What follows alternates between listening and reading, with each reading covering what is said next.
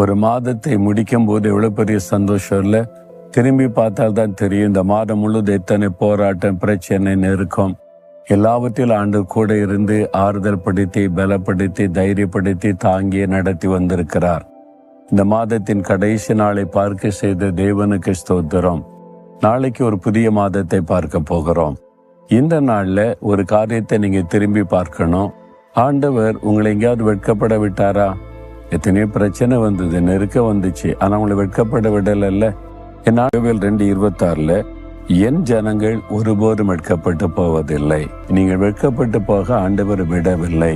அதை நினைத்து ஆண்டவரை நீங்க துதிக்கணும். ஒருவேளை இல்லை, இனி நடக்கிறத பார்த்தா வெட்கப்பட்டு போகிற போல தெரியுதே நினைக்கிறீங்களா? அதெல்லாம் வெட்கப்பட்டு போக கர்த்தர் விட மாட்டார். உங்களுக்கு தான் வாக்கு கொடுத்திருக்கிறார்ல. ஆனா நீங்க தேவ ஜனமா இருக்கீங்களா? அவரால் ரட்சிக்கப்பட்டிருக்கீங்களா?